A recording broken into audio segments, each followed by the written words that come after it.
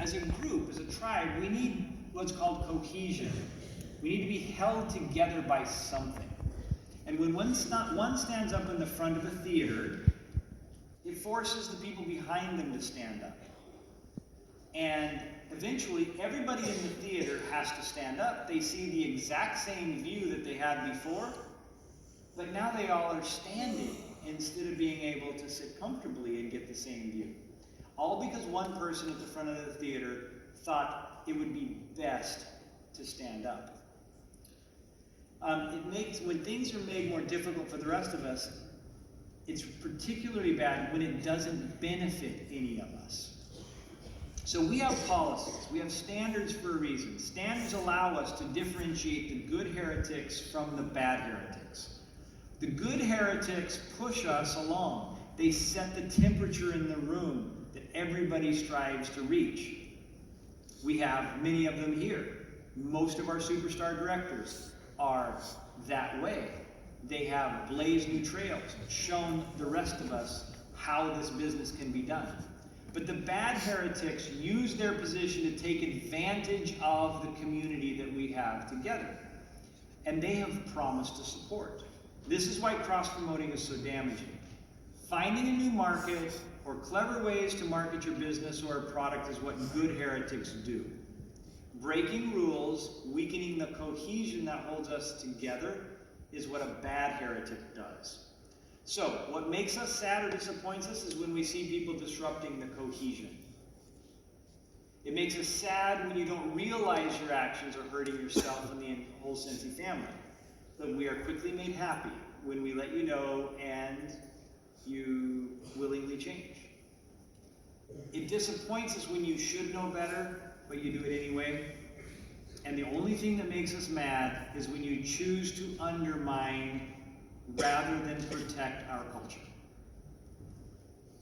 When your motivation is to compete with or outshine others, you need to watch yourself. There is a difference between inspiring others and outshining others. We want you to live your best lives, but don't want you to do so by climbing over the backs of other people. On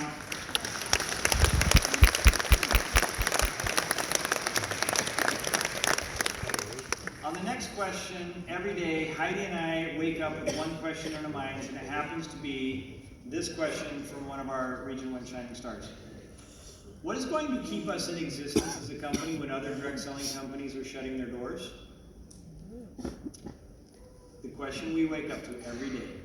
And we learned last week that another long-established direct selling company in the United States announced their closing. Many of us have stories of friends who've been in other direct selling companies who woke up to an email telling them that their business was over.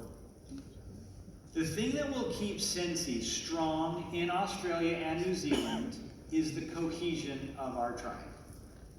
That cohesion out there now in our consulting community and in the home office. We have it and we have to maintain it. From a home office perspective, we have you covered. We have solid systems and infrastructure. We have an experienced management team. Our finances are fine. We're going to be fine. And I believe we're doing our job, and you don't have to worry about whether or not we will be solid enough for you. Heidi and I have built this business to protect it from any eventuality over the next 50 years, if we can. I always think of my parents. They travel with us quite a bit when I think of the future of Scentsy. And they turned 85 this year. And they still hold hands every day, and that inspires me. And, you know, they are the age that Heidi and I will be when Scentsy has its 50th anniversary.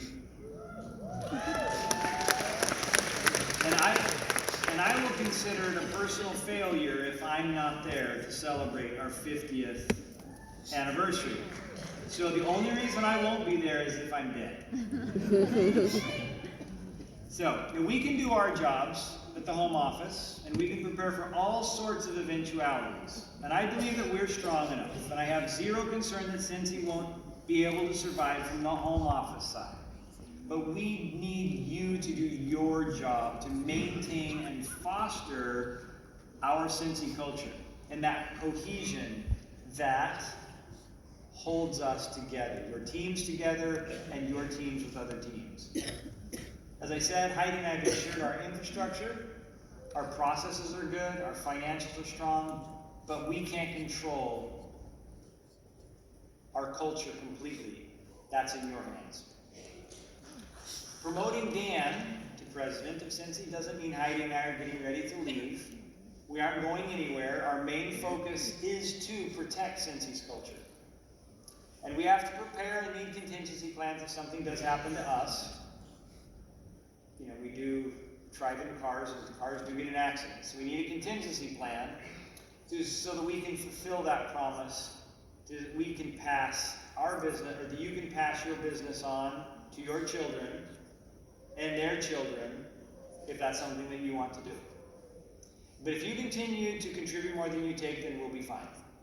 Everything starts and ends with our mission statement: to bring value to the world by providing an industry-leading, family-friendly business opportunity, selling creative, artistic, high-quality products that warm the heart, enliven the senses, and inspire the soul. That's always been the case, and it always will be. So our next question comes from a Region 3 leader. What advice would you give someone who is now sitting on a bench with you, about to make a life-changing decision?